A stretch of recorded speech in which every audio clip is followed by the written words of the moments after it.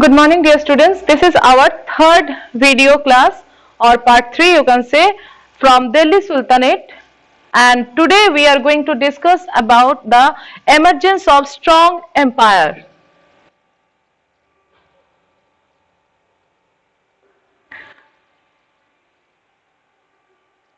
We are actually talking about Delhi Sultanate, so we can see that this is the Indian map and see here is Delhi. Okay, here showing is this one is Delhi.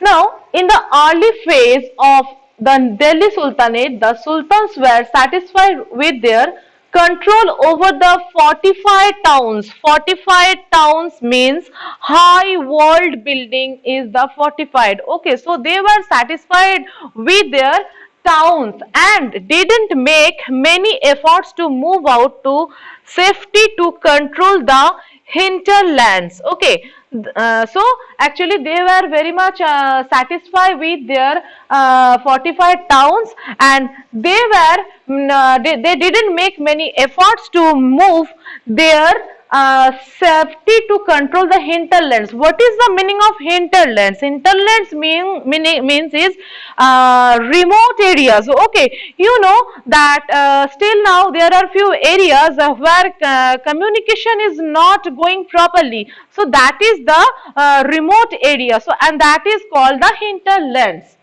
Thus, the supplies for the cities were heavily dependent upon trade, tribute and plunder. So they were totally dependent on the trading, that means business, and they depended on plunder means they theft some things from here and there, and after that they got the money and they use it for their needed.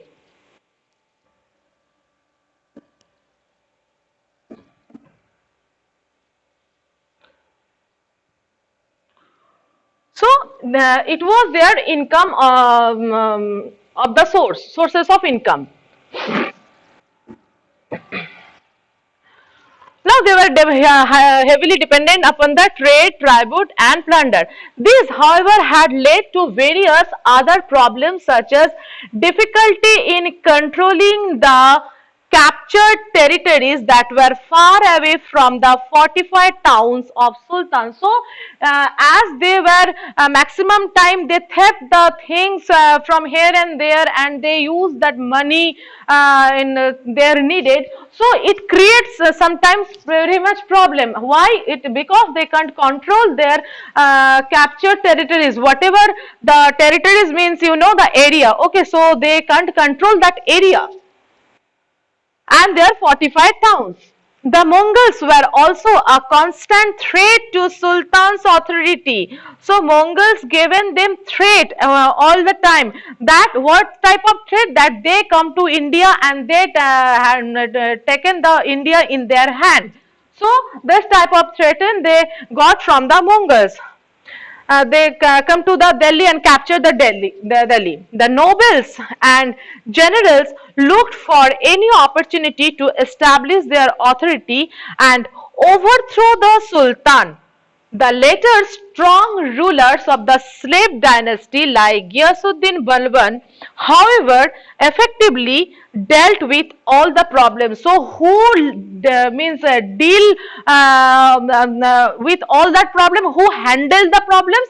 Ghiyasuddin Balban was handled all those problems.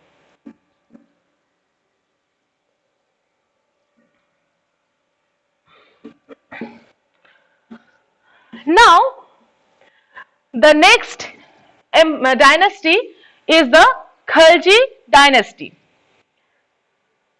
The Khaljis ruled for 3 decades. So, they were ruled in that dynasty up over the 3 decades.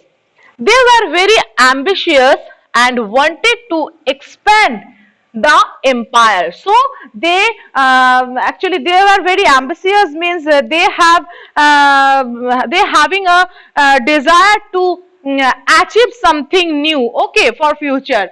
So that is the ambitious. So they were very ambitious. They actually look after for their better future, and they wanted to expand their kingdom or empire. They were able rulers, good administrators, and worked for all round development of the empire. So they were able rulers, actually that means they were the good rulers, so they be able to rule their empire, and they were they were administration was very much good, and they worked for all around development. All the time they tried to develop their empire. They consolidated a huge empire and introduced market control policies. So, what is the meaning of consolidated? The consolidated meanings forcefully removed. Okay, so they forcefully removed the huge empire and introduced market control policies. They tried to introduce the market control policy, how to control the market, and that policy they tried to introduce in their empire. Now next, in Khalji dynasty, first is Jalaluddin Khalji, about the 1290 to 1296. So Jalaluddin Khalji was the founder of Khalji dynasty. After overthrowing the last ruler of the slave dynasty, overthrowing means throw from the throne. Okay, means whatever I say, throw. It means that you can say moved from his throne. Okay, so after overthrowing the last ruler of slave dynasty, so who was the last ruler of the slave dynasty? Jalaluddin Khalji actually thrown him from the empire or from the throne. He was tolerant and capable ruler and was able to deal with Mongol threat to certain extent. So he was very much capable ruler and he able to deal with Mongol. That means he be able to control the Mongols. His nephew Alaluddin Khalji led a successful expedition against Devagiri and used the attained wealth to overthrow and kill him. So Alauddin Khalji, who killed Jalaluddin Khalji? Alauddin Khalji was killed Jalaluddin Khalji. Okay.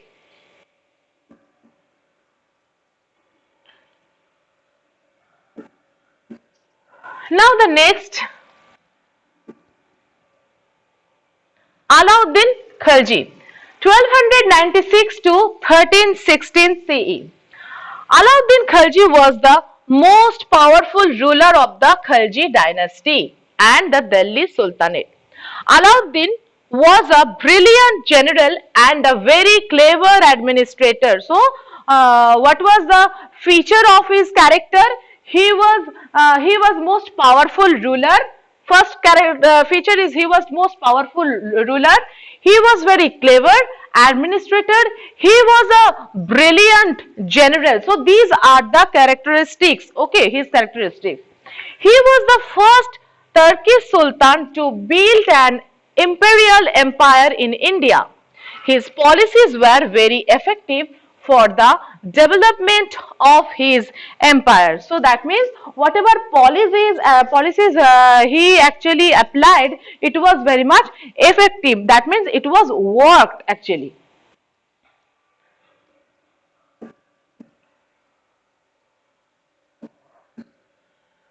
Now the next point is expansion of the empire, extended. Okay.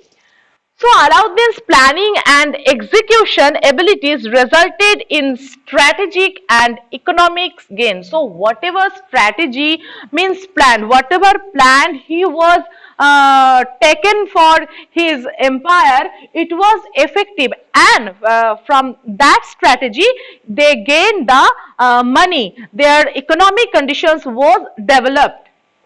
The conquest of Gujarat and Malwa in the west gave him control over the western seaport. So after means his planning, as per his planning, when they when they earned the money more, then what he did, Gujarat and Malwa in the west gave him control over the western seaport. So whatever the seaports were in the western side, he taken the control over it. He also led successful expeditions against Ranthambore, Chittor and Jalore in Rajasthan.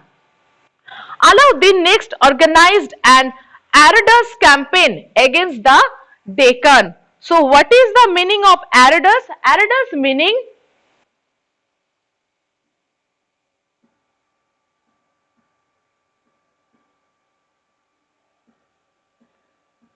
difficult. Okay. So Alauddin's next organized an Aradas campaign. That means difficult campaign he was organized against the Deccan. His general Malik Kafur led a serious successful raids into the Deccan and defeated the kings of Warngal. Okay, Warngal, Devashamudra and Mysore. So his general means you can say chief. Okay, so his general Malik Kafur, what he did, he actually defeated the king of Warangal, Devashamudra and the Mysore. Okay, so all these empires king was defeated by Malik Kafur. He returned from Deccan with 612 elephants, 20,000 horses, a large amount of gold and chest of jewels. The defeated kings contributed to rule after accepting the Sultan's suzerainty and promised to pay a tribute to him. What is the meaning of suzerainty? It's meaning the right of a country to partly control another. That means any countries or any kingdoms right he can take in. Okay.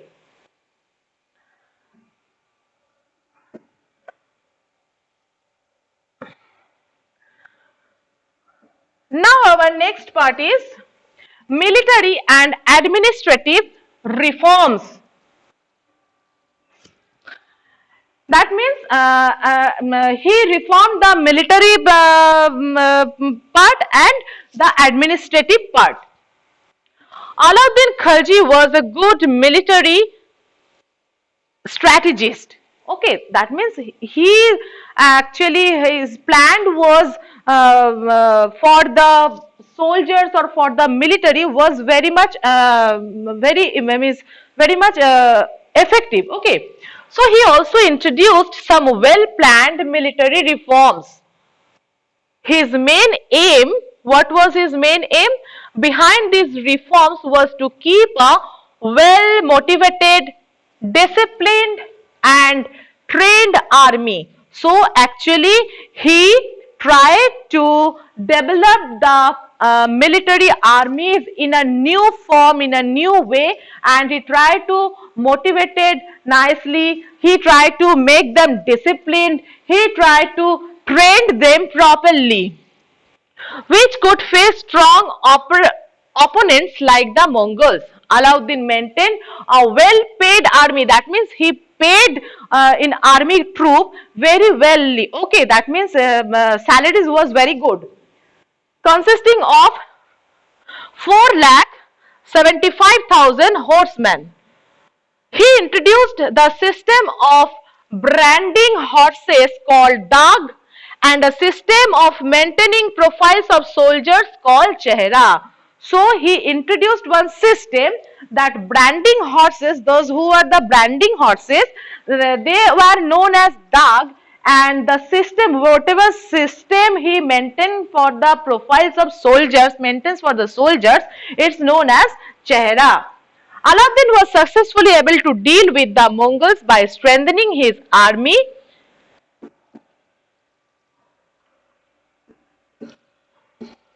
building new forts and making the old ones better. He strategically placed his army for an effective counter attack against the Mongols. That means why he actually tried to develop the armies, as they can defeated the Mongols. Okay, they can means they can if they can be actually taken the attack the Mongols properly and get the victory.